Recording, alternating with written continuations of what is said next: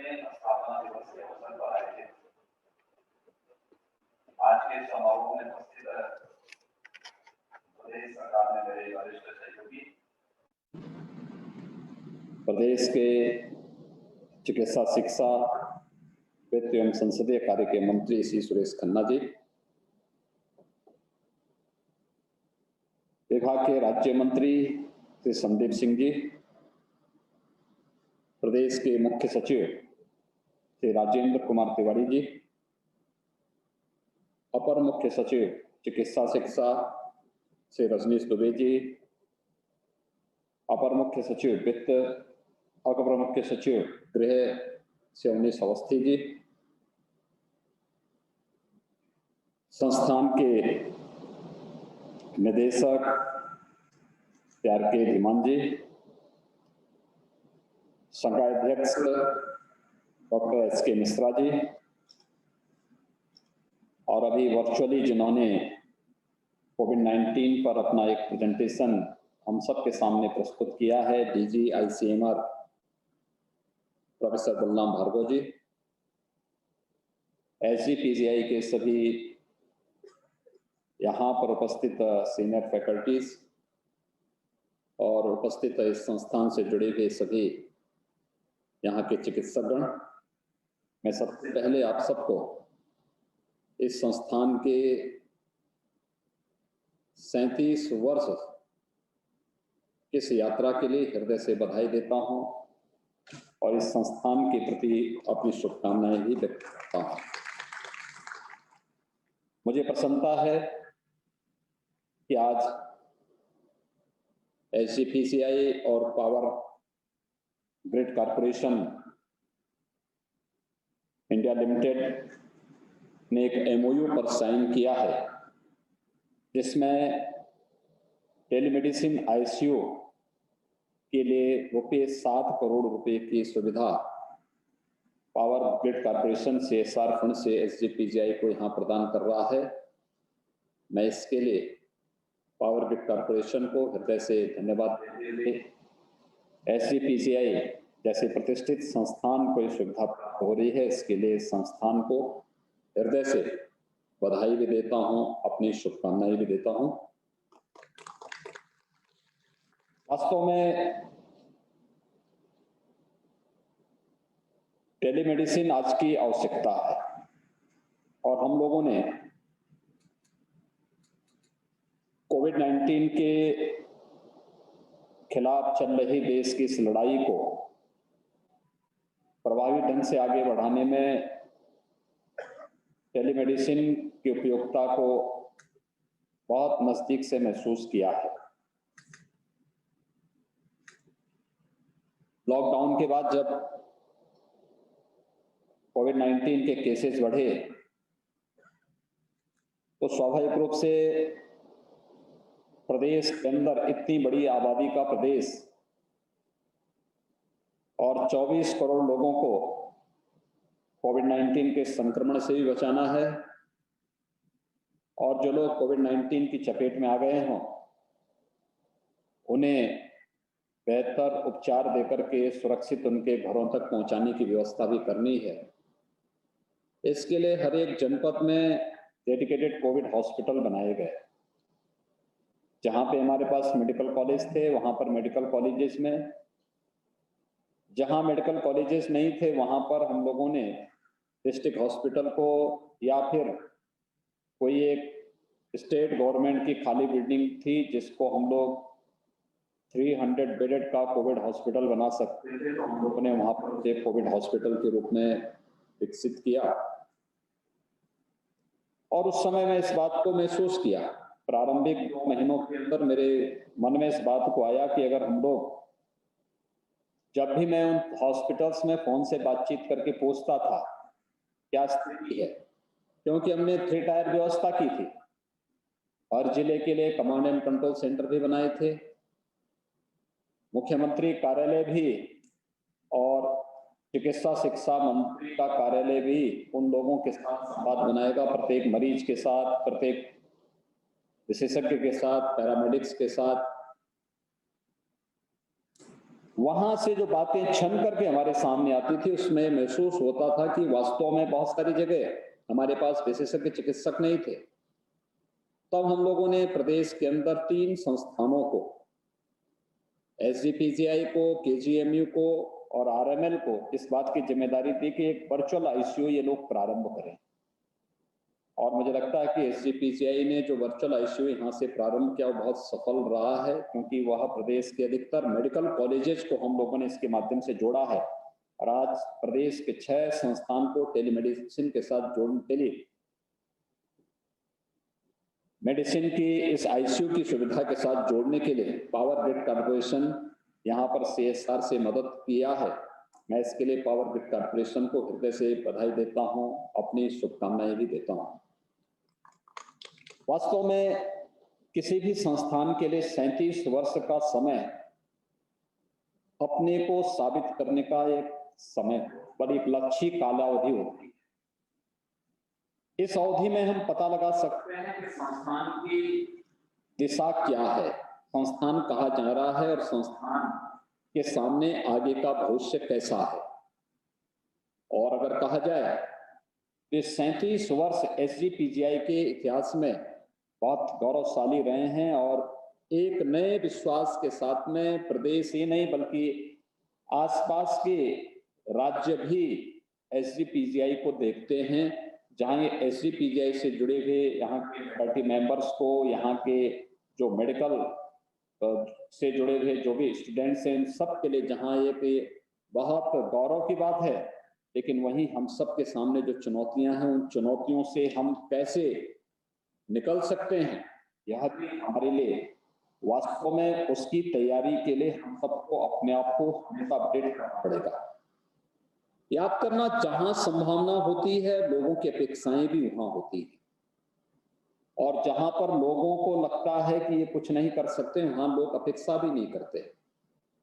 और हमेशा जिससे अपेक्षा होती है और अगर हम उन अपेक्षाओं पर खरा उतरते हैं तो वही हमारे जीवन को यशस्वी बनाता है, वही हमारे जीवन को अन्य लोगों के लिए यादगार बनाता है और फिर वह यात्रा आने वाली पीढ़ी के लिए प्रेरणादायी बनती है।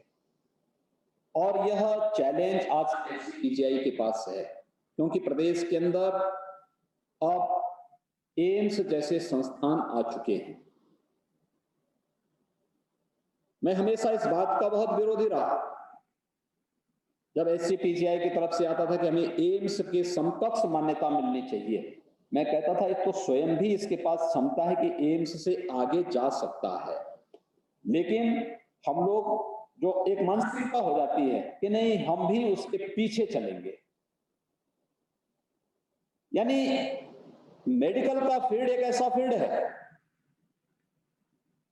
जहां पर हम लोग टीचिंग, ट्रीटिंग और रिसर्च के माध्यम से अपने आप को साबित कर सकते हैं, और एसजीपीजीआई की स्थापना के पीछे का उद्देश्य ही यही था।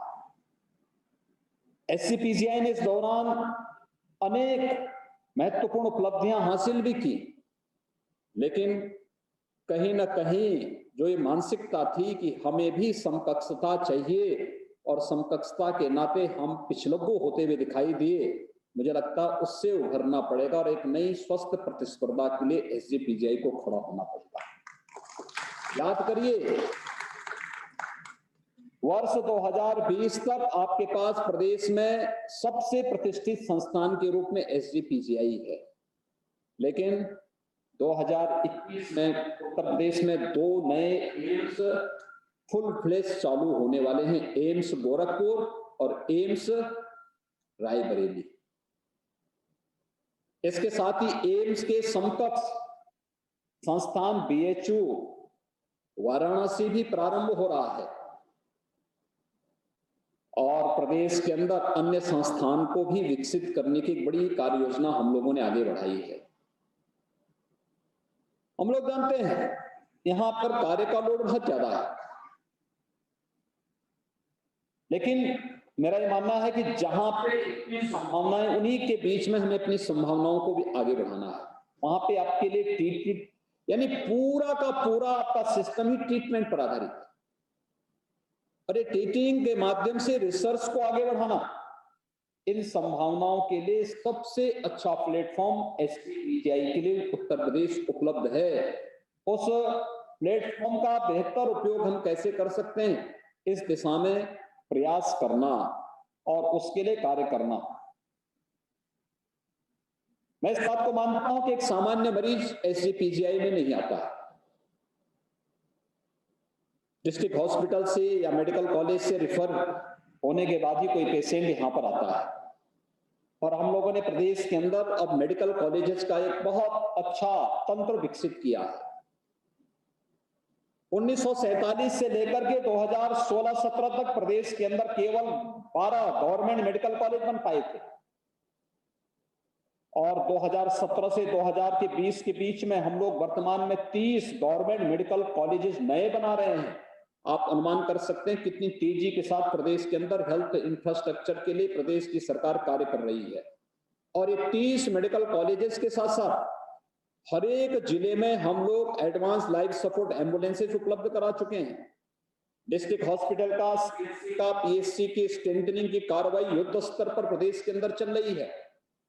और जिन्हें सब नहीं लगता, जिन्हें लगता है कि आज से 5 साल पहले का उत्तर प्रदेश है, उन्हें ये लगता है कि उत्तर प्रदेश में हेल्थ इंफ्रास्ट्रक्चर बहुत पुअर है। और जिन्होंने नजदीक से इसे देखा है, वे लोग इस बात के लिए आश्वस्त थे कि कोरोना के खिलाफ हम लड़ाई बहुत मजबूती से जीतेंगे। और जिन्हें मालूम नहीं था वे सशंकित थे। और हम भी कहते थे हम कोरोना के खिलाफ इस लड़ाई को पूरी मजबूती के साथ जीतेंगे, उत्तर प्रदेश में बाल बांका नहीं होने देंगे। और हमें प्रसन्नता है कि उत्तर प्रदेश ने 3-3.5 वर्षों में हेल्थ इंफ्रास्ट्रक्चर पर जो ध्यान दिया, आज उसका परिणाम कोविड-19 के मैनेजमेंट में हम सबको देखने को मिला।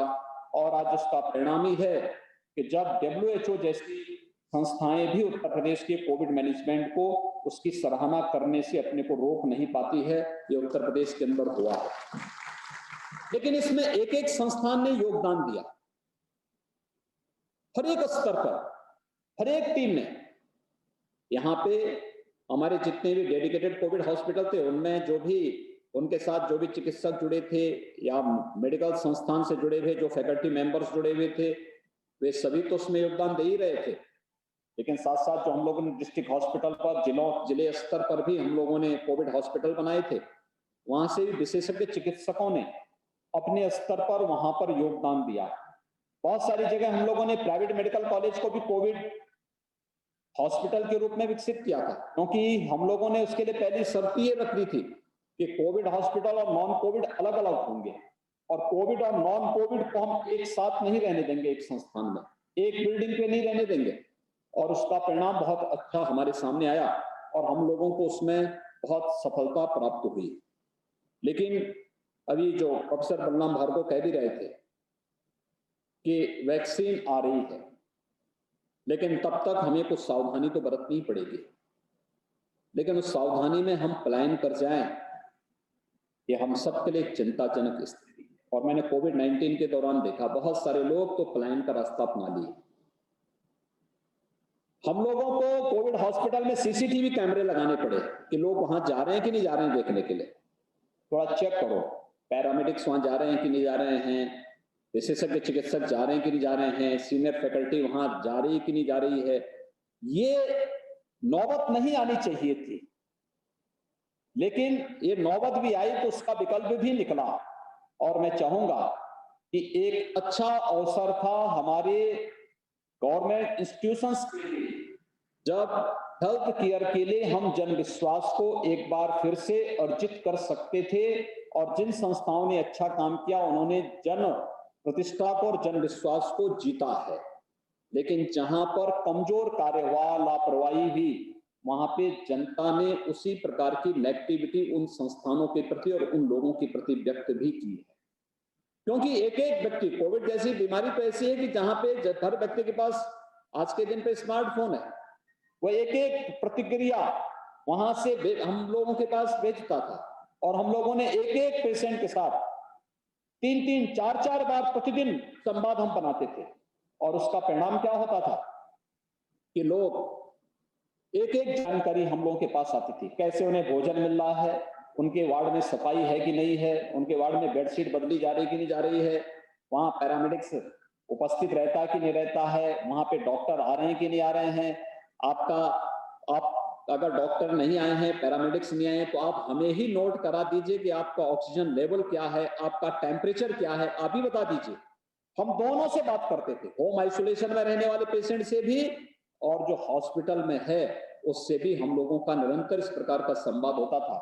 और उसका परिणाम था कि जहां पर थोड़ी भी लापरवाही होती थी तो वहां पर शासन फिर से वहां पर पहल करके उसको दूर करने का प्रयास करता था, और उसका परिणाम हम सबके सामने अच्छे ढंग से आया। और खासतौर पर मैं धन्यवाद दूंगा एसजीपीजीआई को, जिन्होंने वर्चुअल आईसीयू को बहुत बेहतरीन तरीके से आगे बढ़ा करके प्रदेश के मेडिकल कॉलेजेस को एक विशेषज्ञ जो टेलीमेडिसिन की फैसिलिटी थी, आईसीयू की फैसिलिटी थी, उससे लाभान्वित किया। इसका काफी बड़ा लाभ प्रदेश के बहुत जो कोमॉर्बिड पेशेंट थे उनको इसका बहुत लाभ हुआ। लेकिन अभी एक लंबी यात्रा आगे लेकर चलनी है, और याद करना कि अगर हम समय के अनुरूप नहीं चले, समय के धारा के अनुरूप अगर हम लोगों ने आज के परिप्रेक्ष्य में अपने को नहीं ढाला, तो हम पिछड़ जाएंगे, प्रतिस्पर्धा से बाहर हो जाएंगे। एम्स जैसे संस्थान से आपका प्रतिस्पर्धा अब होने वाली है। तकनीक से आप सबको अपने आप को अपडेट करना पड़ेगा, और इस दृष्टि जो आपके सामने आने वाले समय की चैलेंजेस होंगे उस दृष्टि से आप अपनी तैयारी करें। और मैं सबसे पहले तो एसजीपीजीआई से कहूंगा कि आप अपनी जनरल ओपीडी प्रारंभ करें। अब कोरोना से बहुत भयभीत मत, सावधानी और सतर्कता बरतिए।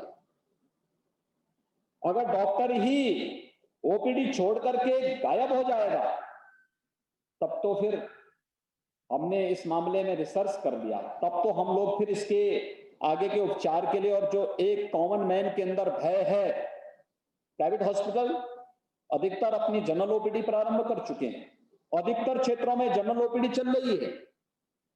एसजीपीजीआई क्यों नहीं कर पा रहा है? केजीएमयू क्यों नहीं कर पा रहा है? आरएमएल क्यों नहीं कर पा रहा है? अगर डिस्ट्रिक्ट हॉस्पिटल कर सकते हैं, ये हमें तत्काल अपनी प्रारंभ करनी पड़ेगी।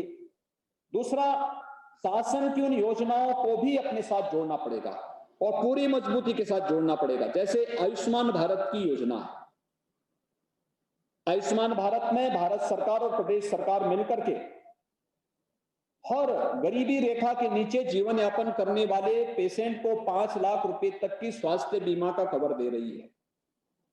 आयुष्मान भारत की ये सुविधा उन गरीबों को हर एक को मिले। हमें ये देखना चाहिए कि एसजीपीजीआई जैसा संस्थान हर एक पेशेंट के लिए बिना भेदभाव के स्वास्थ्य की सुविधा उपलब्ध कराने के लिए सदैव तत्पर है।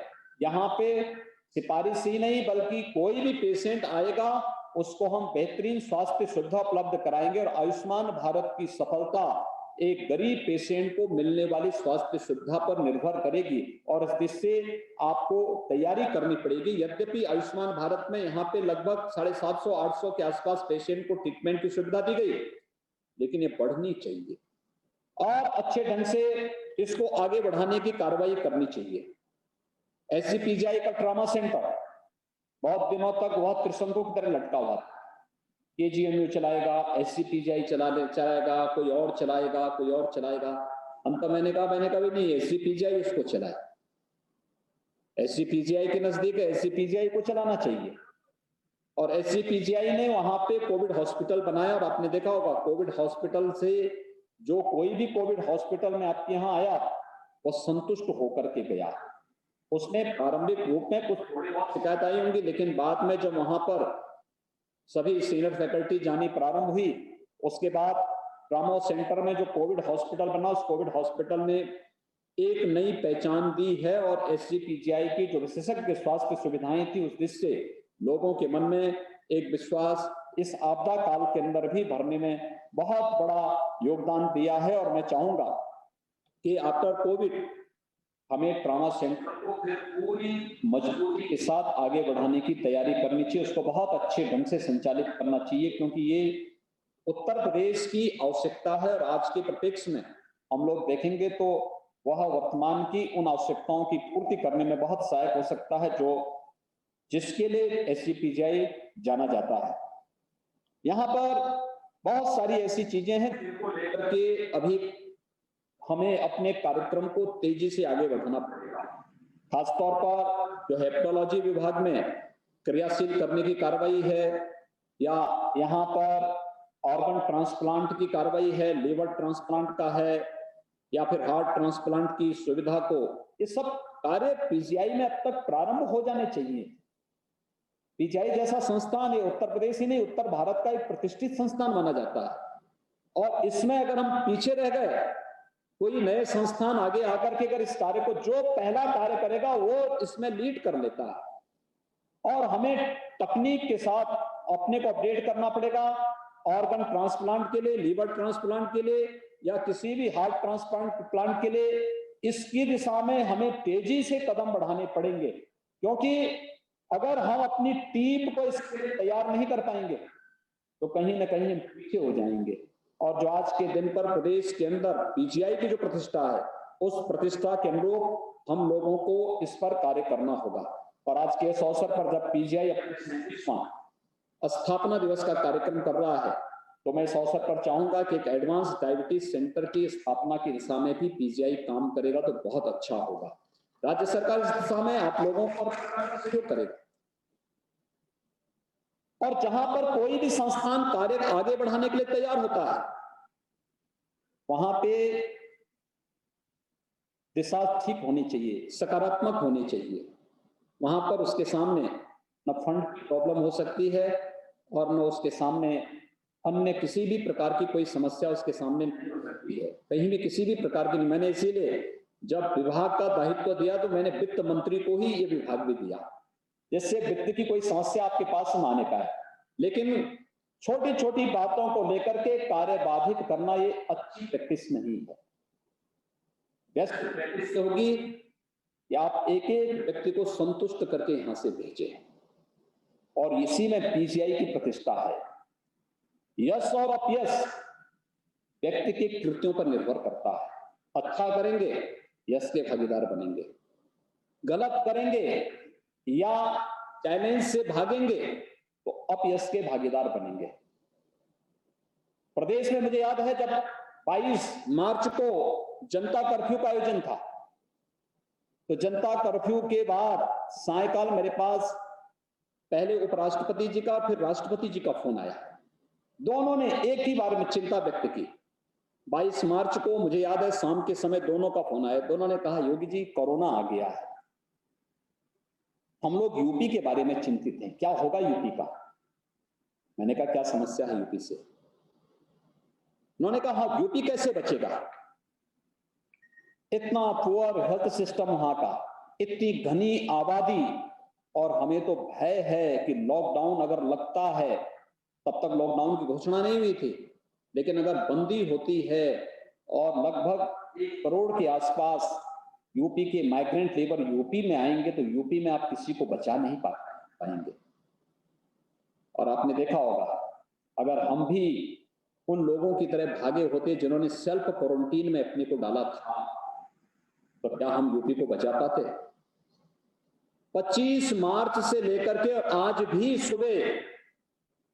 आज सुबह 11 बजे से हम लोग डॉक्टर शकुंतला मिश्रा पुनर्वास विश्वविद्यालय के कॉन्वोकेशन में मुझे जाना था 11 बजे से, लेकिन 11 बजे के पहले मैंने कोविड-19 की बैठक ली। यानी कोई दिन ऐसा नहीं है जिस दिन मैंने बैठक फिजिकली, और अगर मैं लखनऊ से बाहर हूं तो मैंने वहां से VC के माध्यम से या फिर अन्य माध्यमों से इसकी बैठक ली है। एक एक संस्थान के बारे में, एक एक पेशेंट के बारे में, एक एक मौत के बारे में, कहां पे मौत कैसे हुई, क्या कारण है, क्या हम आगे सुविधा दे रहे हैं, इन सब के बारे में निरंतर हम लोग बैठक ले रहे हैं। और ये केवल स्वास्थ्य के बारे में नहीं, शुरुआत में तो आपने देखा होगा स्वास्थ्य हेल्थ की प्रॉब्लम कम, शुरुआत में तो व्यवस्था की थी, डोर स्टेप डिलीवरी कैसे हमें देना है, कैसे व्यक्ति तक हमें खाद्यान्न पहुंचाना है, कैसे हम लोगों को पूरे प्रदेश के अंदर हम उन सुविधाओं को दे सकें। माइग्रेंट लेबर जब आना प्रारंभ हुई तो सुरक्षित उन्हें घर तक कैसे पहुंचाएंगे, कैसे हम उनको सुरक्षित रखेंगे, कैसे हम क्वारंटीन सेंटर की व्यवस्था का संचालन करेंगे, ये सभी चैलेंजेस थे। लेकिन हम लोगों ने प्लान का रास्ता नहीं अपनाया। हमने उस चुनौती को चुनौती के रूप में स्वीकार किया और सफलतापूर्वक उसका मुकाबला करते हुए एक एक चुनौती आती गई और हम सफलतापूर्वक उसका मुकाबला करते हुए सफलता की नई ऊंचाइयों को प्राप्त करते गए। और आज उसका परिणाम है कि उत्तर प्रदेश देश के अंदर कोविड पॉजिटिविटी में भी और CFR में भी उत्तर प्रदेश का परिणाम देश की किसी भी अन्य राज्य की तुलना में बेहतर उदाहरण है। और इस दृश्य मैं कह सकता हूं कि टीम वर्क है, ये व्यक्ति के लिए भी और व्यवस्था के लिए भी उतना ही महत्व रखता है। इस टीम वर्क को लेकर के हम लोग बेहतर कार्य कर सकते हैं और मैं चाहूंगा कि SGPCI इसके लिए अपने आप को तैयार कर पाएगा तो वास्तव में न केवल संस्थान का जो यशस्वी और गौरवशाली अतीत रहा है वह उसको भविष्य में भी इसी गौरवशाली व्यवस्था के साथ आगे बढ़ने के लिए प्रेरित करेगा। और अगर किसी भी एक स्तर पर लापरवाही हुई तो स्वाभाविक रूप से उस यश के साथ हर व्यक्ति भी यश का भागीदार बनता है, संस्थान का एक एक व्यक्ति। और जब किसी संस्थान के साथ अपयश जुड़ता है तो उस अपयश का भागीदार हर एक व्यक्ति भी बनता है। टॉप टू बॉटम व्यक्ति कोई भी उससे वंचित नहीं रह सकता है। ये हम पर निर्भर करेगा हम किस रूप में से आगे बढ़ना चाहेंगे। और मैं विश्वास करता हूं कि 37 वर्षों की गौरवशाली परंपरा को आप और भी अच्छे ढंग से आगे बढ़ाने का कार्य करेंगे। SGPCI के लिए जो वर्तमान के संकल्प हैं, वर्तमान के जो चुनौतियां हैं, इन चुनौतियों से आगे बढ़ते हुए हम लोग उन नए संकल्पों के पथ पर आगे बढ़ सके। इस विश्वास के साथ मैं 37वें स्थापना दिवस के अवसर पर SGPCI की पूरी टीम को हृदय से बधाई देता हूं, अपनी शुभकामनाएं देता हूं, विश्वास व्यक्त करता हूं कि निश्चित ही SGPCI स्वास्थ्य क्षेत्र में प्रदेश और देश के अंदर एक नई ऊंचाइयों को छूने का कार्य करेगा। आप सबके प्रति मेरी शुभकामनाएं। धन्यवाद। जय हिंद।